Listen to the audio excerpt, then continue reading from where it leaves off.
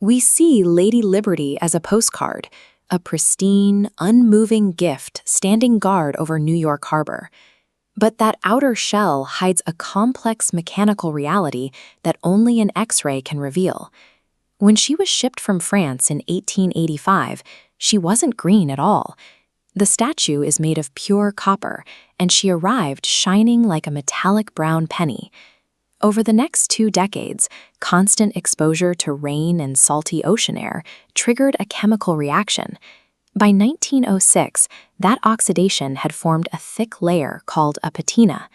The US government actually hated this new sea green color and tried to paint over it, but the public protested. They realized the patina acts as a permanent shield, preventing the copper underneath from eroding away. While the torch and crown command our attention, a far more radical piece of symbolism sits forgotten at her feet.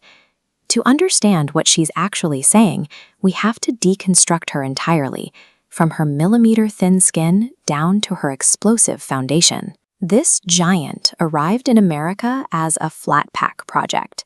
She was disassembled into 350 individual metal pieces, packed into 214 wooden crates, and shipped across the Atlantic.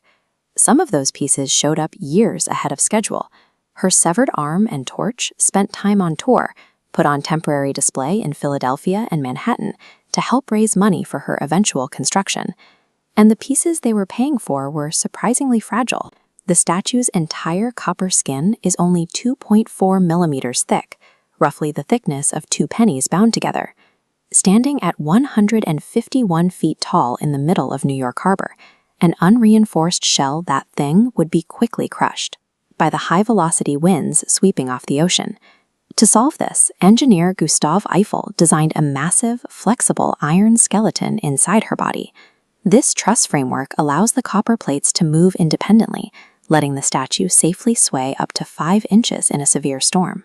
Her century of survival comes from calculated flexibility and movement rather than rigid armor. But Eiffel's engineering and designer Frederick August Bartholdi's artistic vision didn't perfectly align, leading to permanent structural glitches during assembly. Due to a miscalculation on the ground, the statue's massive copper head is installed a full 2 feet off-center from Eiffel's central iron spine. That misalignment drops down to her right shoulder, which sits slightly crooked against the interior framework. Beyond structural quirks, there were functional failures. President Grover Cleveland ordered the statue to serve as an official lighthouse. Electricians blasted the torch with high-intensity light, but because the flame was made of solid bronze covered in gold leaf, it barely glowed. The navigation project was eventually abandoned entirely. These physical flaws and operational failures reveal a monument defined by chaotic, highly imperfect human compromises. That chaos extended straight down into the dirt.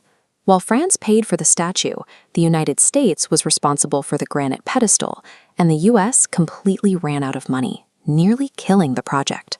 Newspaper publisher Joseph Pulitzer stepped in, launching a massive national crowdfunding campaign.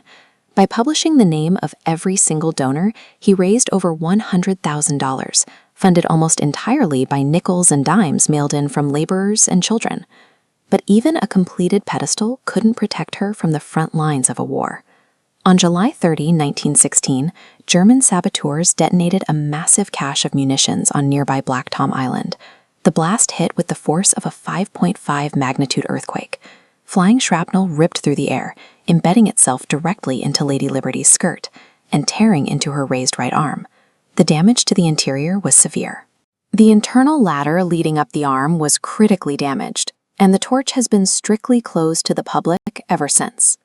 Her pedestal is anchored in civilian sacrifice, financial desperation, and literal acts of war.